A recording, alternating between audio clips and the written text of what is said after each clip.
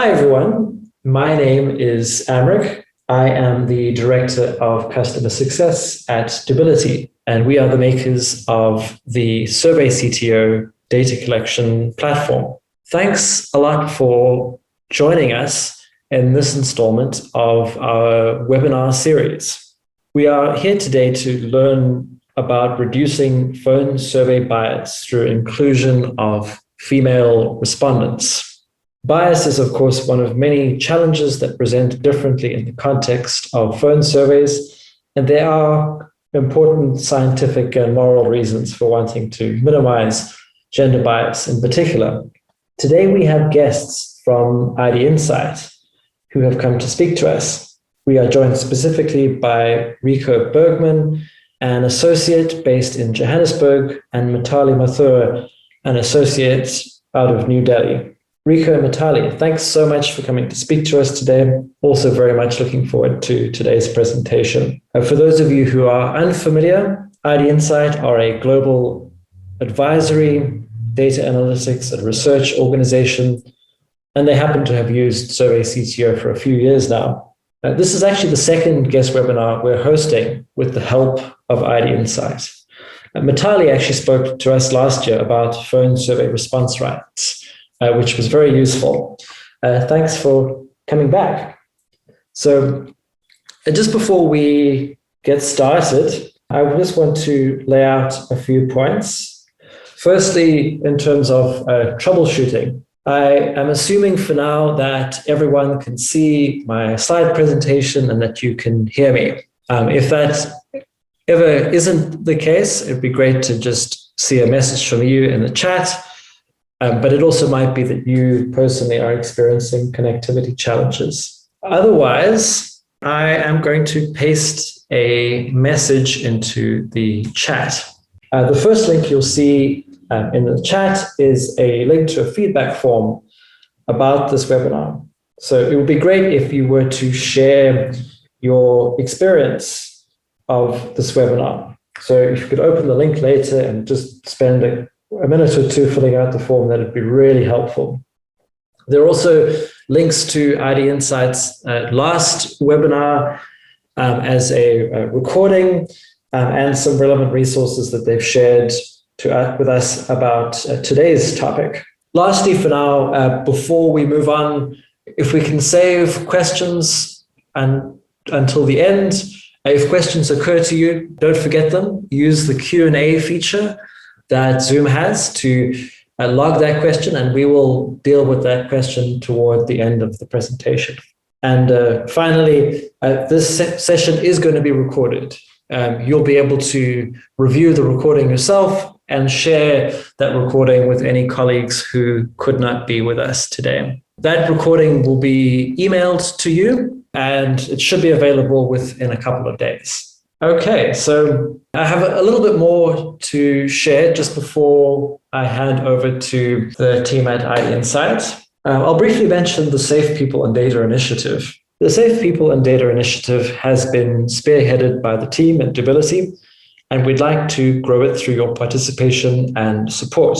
We're aiming to look beyond technology, which we feel is crucial, but also to focus on best practice for safe data collection, which involves a mix of tools and methods. We would love to hear from you about how you're adapting and changing your work. If the revisions you're making to your processes fall inside the scope of the Safe People and Data Initiative, and if you're keen to share, please get in touch with us. Take a look at the homepage of the initiative that you can see on this slide, and you can also just reach out to us. You can write to this email address to find out more or to share. The move to phone surveying specifically has, of course, been principally a safety measure. And in fact, this is also not only about safety.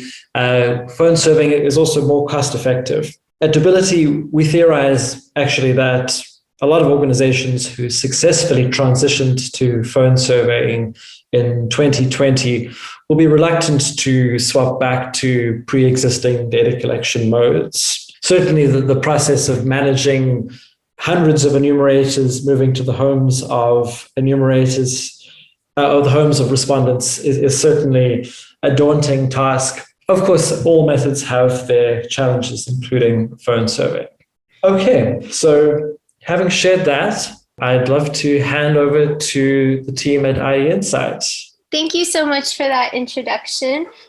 Rico and I are really excited to be sharing with you all some of our learnings for phone surveys, and particularly phone surveys targeted towards or phone surveys that incorporate reaching women. We think this is a really important topic. So we'd like to just get started with this presentation by taking some time to motivate the importance of understanding a framework and an approach to surveying women over the phone. There were two key motivating factors for us trying to consolidate some of our learnings and research and experiment with different methods. The first is the idea of missing women. It's really important that data is representative of populations of interest and different communities, especially if that data is being used to drive and inform many decisions. And many times vulnerable or more marginalized groups can be excluded from data that's collected. And it's very important to incorporate the voices of women in some of the data that is being used to inform decisions, particularly in this given day and age with some of the surveys that are happening regarding COVID. Another motivating factor for us was that right now a lot of data is being collected about the effects of COVID-19 on many communities. And from previous research, we've found that and from other external research, we know that COVID-19 and the pandemic has had some adverse effects on women, including things like heightened food insecurity, more domestic violence, et cetera. So since these surveys will likely continue to happen, it's important to think about the gender dimension of a lot of the research that's occurring. And IDinsight, we had been playing around with phone surveys pre-pandemic and also really moved towards and made the switch towards phone surveys at the start of COVID and have continued with that. In a few geographies, we did notice that there were some challenges in terms of reaching women. And from our experiences and with these motivations, we've come up with a set of key questions, and we'd like to highlight in this presentation these key questions, other important considerations, and our approaches and learning so far. So Amrik already gave a great introduction about IDinsight, but just to reiterate, we're an organization that uses data and evidence to help inform decisions that can drive and maximize social impact. We have conducted many phone surveys, mostly in 2020 in the pandemic. And during this presentation, we will share with you all some of our main takeaways, findings, and lessons learned, but we'll be highlighting some specific learnings and different contexts based in the regions in which we did phone surveys. And we did do phone surveys in the selected countries outlined in this map, where we either were trying to aim for a 50-50 gender split, either had phone surveys targeted exclusively at women, or had phone surveys in which we reached both men and women and wanted to navigate that. And some of these surveys were quantitative and others were qualitative-based interviews. So when approaching phone surveys of women, we thought it'd be useful to build a framework to divide the survey into three phases. First is just understanding the background and context to the survey. The second is understanding and thinking through pre-survey considerations and preparation for data collection.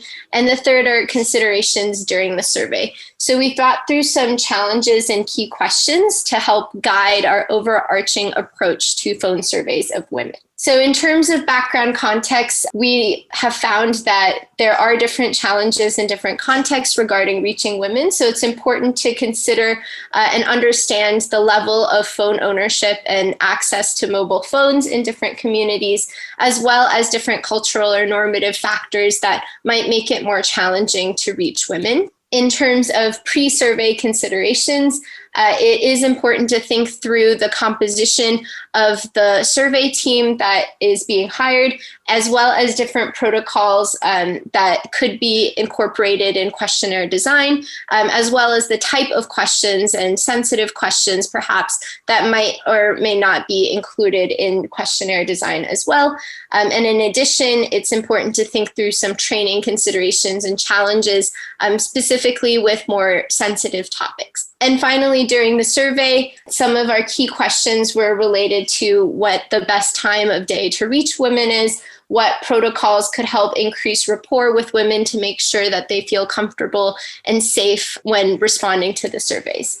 So overall, these questions and these challenges serve as our current framework for considerations regarding phone surveys of women. We do want to highlight that we're still learning, as improving all of our survey techniques and methods is an ongoing process. So we'd love some engagement from everyone in the audience, and would encourage you all to please reach out and share your experiences as well. So with that, I'll jump in first by discussing the first phase of understanding background context. I just wanted to highlight that, again, we are not claiming anything about all of the countries in which phone surveys can occur, since we have experience in the selected countries that we highlighted overall. So we do encourage research, as approaches to phone surveys of women could vary by country and even vary within countries based on the population of interest, but hoping that a lot of these insights can still be valuable overall. So as mentioned earlier, there are two contextual factors that we think are really important, the first being phone ownership and the second being survey context. So in terms of phone ownership, previous research has found that there is a digital divide in mobile phone ownership between men and women. And there is research that's done annually by the Global System for Mobile Communications Association, GSMA, and they put out annual reports highlighting different contexts of phone ownership, data usage, etc., in different countries. And in South Asia, this report highlighted that there is a pretty big gap in phone ownership between men and women. And in India, we ourselves don't have nationally representative data on phone ownership, but in many of the surveys we did in various states in India, we experienced that men were more frequently the ones who answered the phone, which seems sort of in line with some of the phone ownership data presented by GSMA. In East Asia, the data showed that there wasn't as big of an ownership divide in East Asia.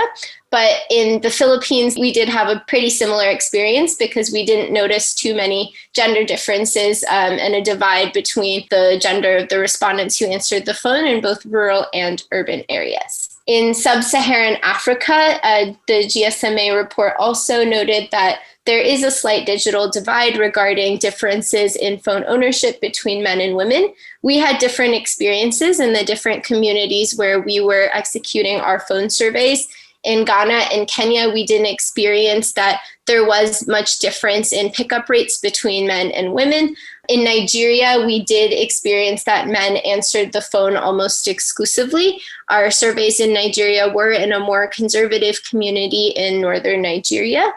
So this was in line with our expectations and research there. And in Uganda, we did our surveys in a refugee settlement where there was high levels of access to mobile phones, as many refugees were keeping in touch with their families.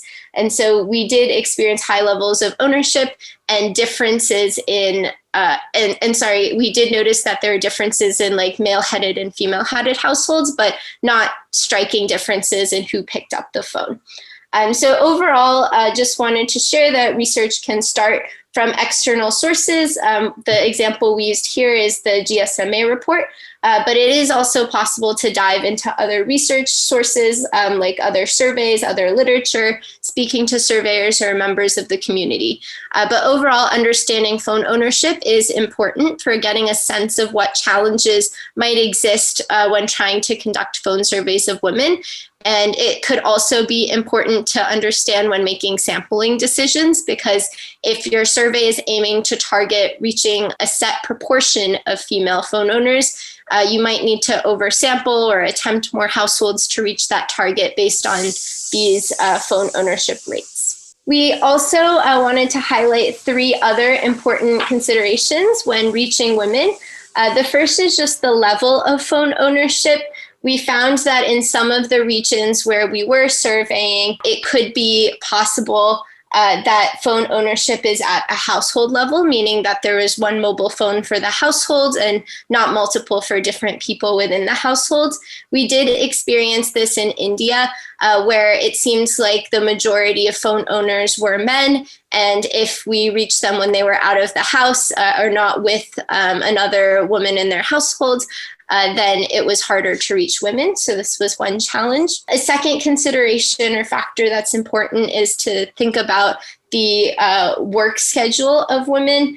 In our surveys in Kenya, we surveyed a lot of younger entrepreneurial women and men and found that it was harder to reach them during their work hours.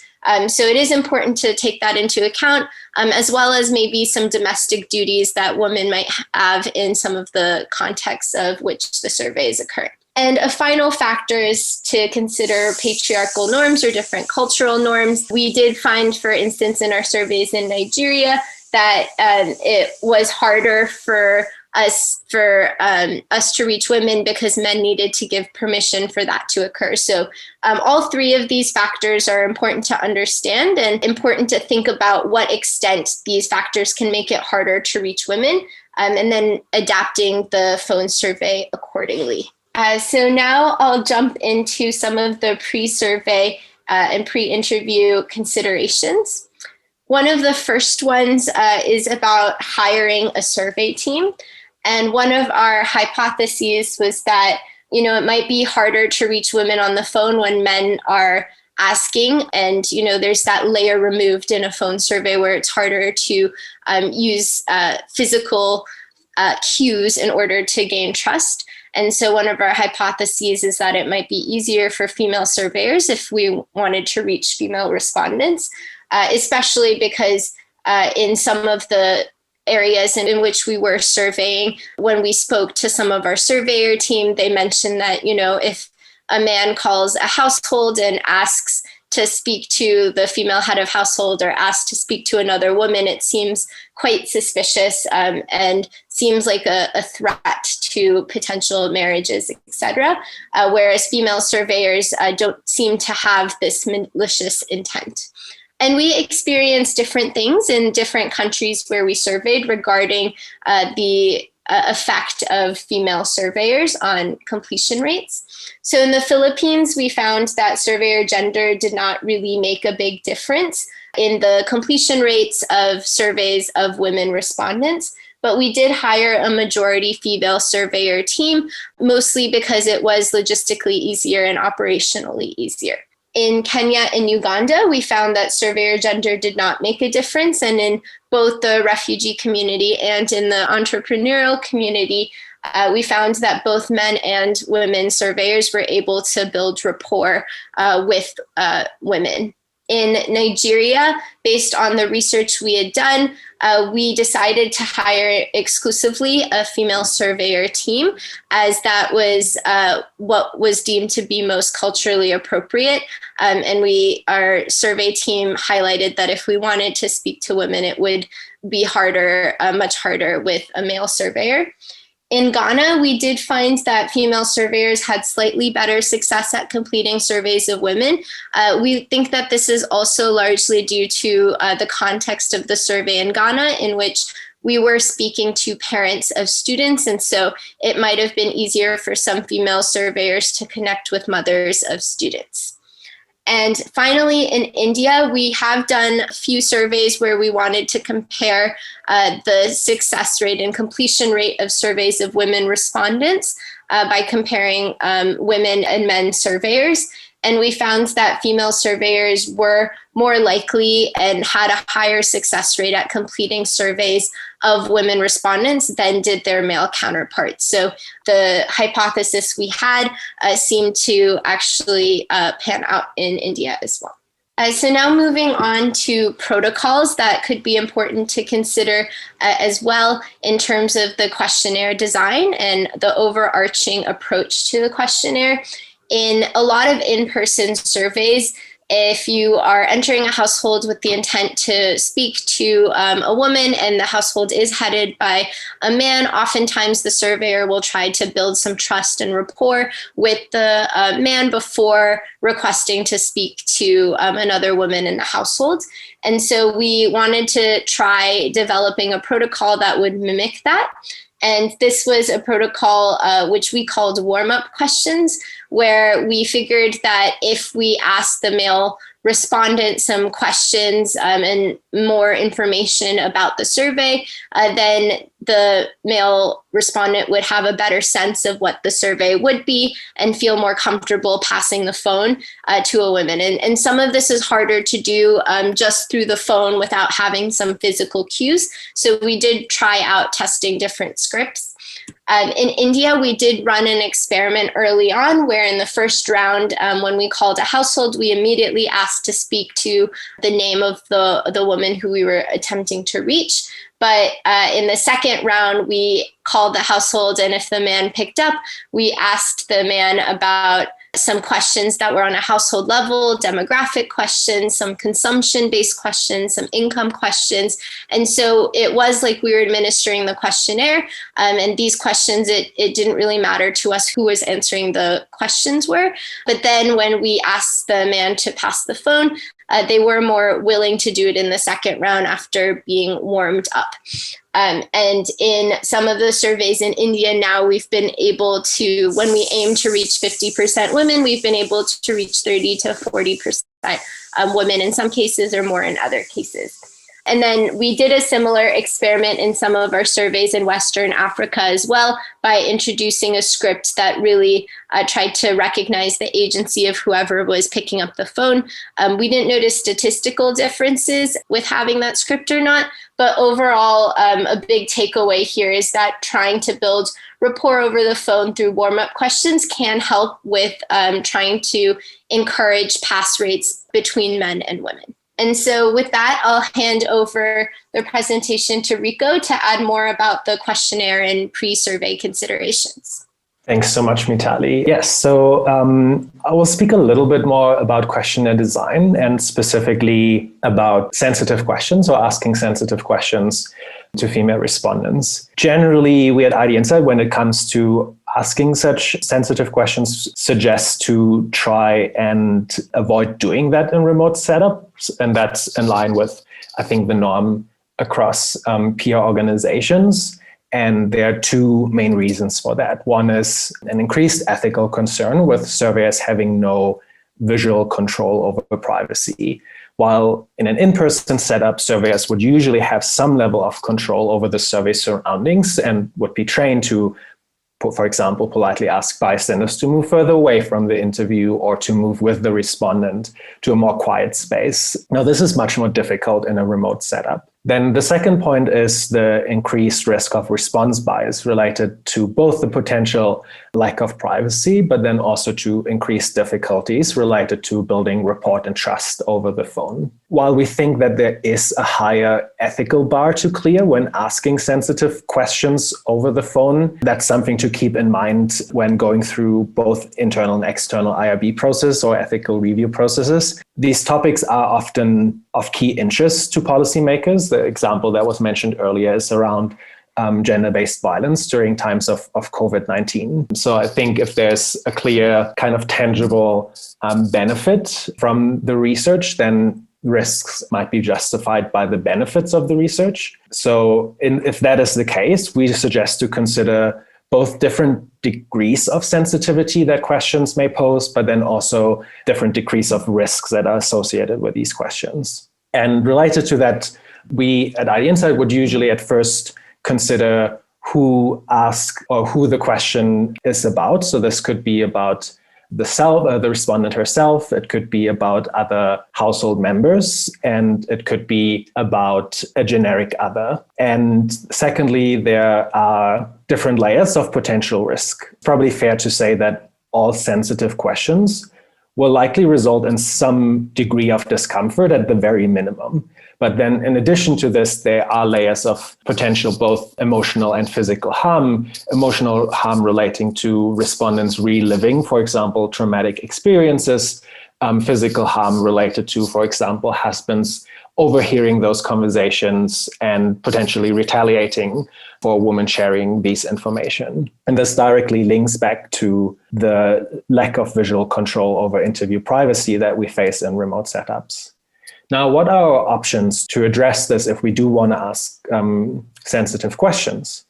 One is to consider asking questions about general observations and perceptions at the community level. From our experience, respondents were much more comfortable talking about, quote unquote, the other rather than their own household.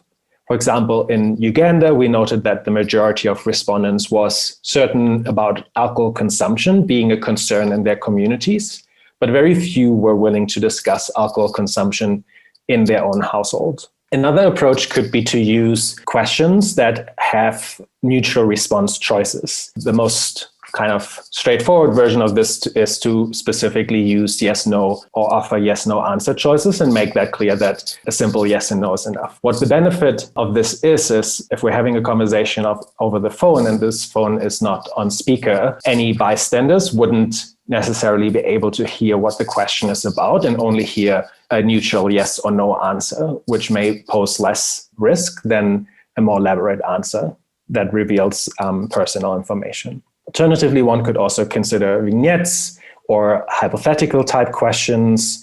For example, if another woman experienced GBV, what would you do? These kind of questions would be geared more towards capturing norms and attitudes. There might also be other ways to depersonalize sensitive questions.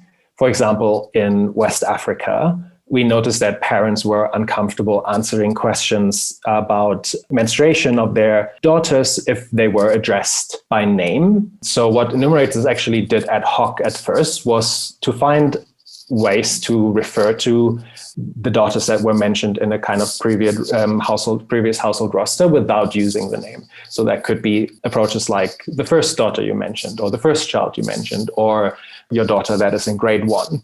And that noticeably helped with parents being more comfortable answering personal or sensitive questions. Then, in addition to considering ways to depersonalize questions, we have found 2 other approaches particularly useful when asking sensitive questions over the phone. Firstly, we provided surveyors with detailed conversational scripts that help them to normalize conversations around sensitive topics. For example, during qualitative interviews in Uganda, interviewers shared little anecdotes about themselves or their social network to build trust and signal that it's safe and okay to speak about, for example, one's mental health or alcohol consumption. And the intent of these scripts is really, one, to normalize the conversation, but secondly, also to start off by sharing from oneself and putting oneself in a position of vulnerability before asking the respondent to do so.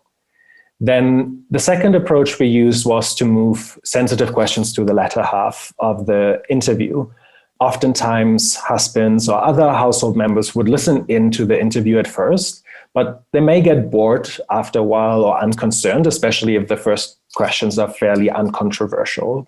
It could be, for example, household consumption questions. It also gives the surveyor just a bit more time to build rapport with the respondent and get to some sort of conversational flow. Then moving from asking and framing sensitive questions to preparing survey as well for interviewing women, which also includes when asking sensitive questions. We identified 3 main categories of actions that we found particularly useful when training surveyors for remote interviews. The first one, which is pretty much standard when talking to vulnerable or marginalized population groups, it is useful to have an appropriate referral sheet or referral contacts handy.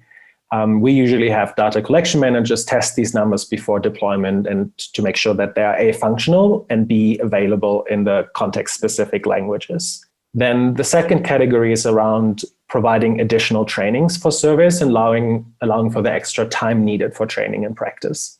For example, in India, we ran a gender sensitivity training with surveyors to better prepare them for remote interviews with women. And that included surveyors being sensitized to avoid judgmental reactions to responses, to pick up subtle signs of discomfort or distress, which could be prolonged silences, for example, or respondents not answering a question without actively refusing, or picking up background noises that may provide cues about the privacy situation of the respondent. And then lastly, and that relates to trainings as well, we emphasized ways enumerators could make respondents feel comfortable speaking over the phone. And this could include discussing the importance of verbal cues in the absence of visual cues to signal active listening. Lastly, we would like to speak a bit more about aspects we were considering during the actual implementation of phone surveys. Now, depending on your specific context and the population group, certain time windows may be more conducive to reaching women than others. Data from IDinsight surveys in India, Uganda, and the Philippines paint a pretty heterogeneous picture about when it's best to reach women. But notably, the early morning and late afternoon time slots seemed overall least successful. And arguably, these are the times when women are most likely busy with household chores, like preparing meals or taking care of their children. I guess the main takeaway here is really that we found it useful to monitor when female respondents were reached throughout survey implementation and adjust protocols accordingly as and if patterns emerged. And this may also mean to set norms and expectations with enumerators accordingly, to ensure flexibility in meeting respondent schedules, while also ensuring that appropriate and dedicated rest times for surveyors is provided. Now, given the limited control over privacy that we have mentioned throughout this presentation, we found it really important to really make full use of all options available in remote setups. And firstly, we train surveyors to be very intentional about understanding each individual respondent's privacy situation. Enumerators would usually ask respondents at the beginning and then again before sensitive sections if they're currently feeling comfortable to speak freely. And again, we provided very detailed and conversational scripts for this too. We have an example here, and I quote, sometimes I'm not comfortable to speak about personal topics when maybe a neighbor or relative is nearby and could listen to what I'm saying. I might just not want them to know about those things, and that is okay and very much understandable. So before we proceed, I want to make sure you're alone right now and feel comfortable to freely speak about some personal topics regarding yourself and your family. And again, the emphasis here is really to both get into a conversational flow with those scripts, but also make sure that respondents at this very point in time are able to speak freely, and to understand that it's also okay if they're not, and that those sections can be skipped or returned to later. We also ask if, for example, the phone is on speaker currently, if that was a concern with regards to asking sensitive questions. Secondly, we found it helpful to clearly signpost sensitive sections or questions. This may allow respondents to prepare by switching off the speaker, for example. It also gives respondents a sense of the flow of the survey and provide reminders that they can skip questions or sections.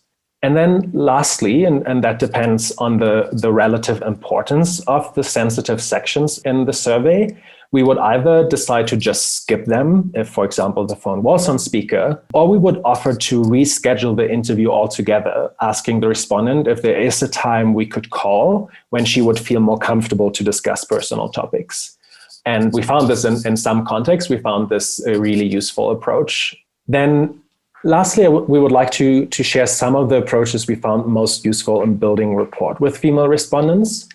Some of this is repeating experiences shared earlier with regards to other aspects that we discussed, so I will just voice over a few of them.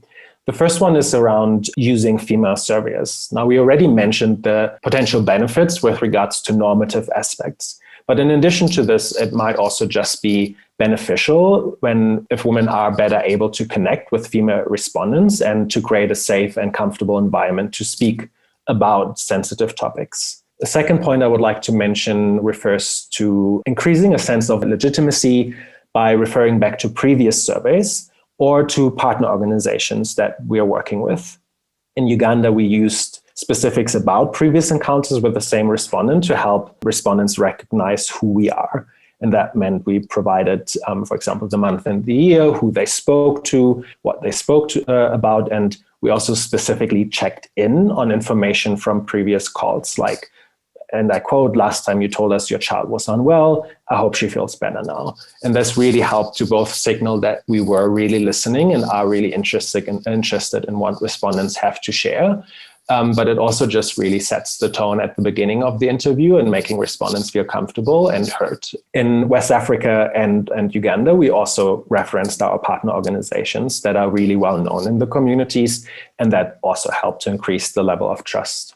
Then lastly, preparing survey as well and dealing with potential apprehension really helps in making women feel comfortable speaking to us over the phone. And this could include explaining where we got their numbers from. This could also include clearly explaining the value of their participation in this particular survey, especially if there is a level of phone survey fatigue, which we have started to notice in some of the context, especially around COVID-19 knowledge, attitude, and practice surveys that have been increasing during the last year, obviously. We reached the final section just to kind of summarize the key lessons and takeaways of what we have learned from conducting phone surveys with women.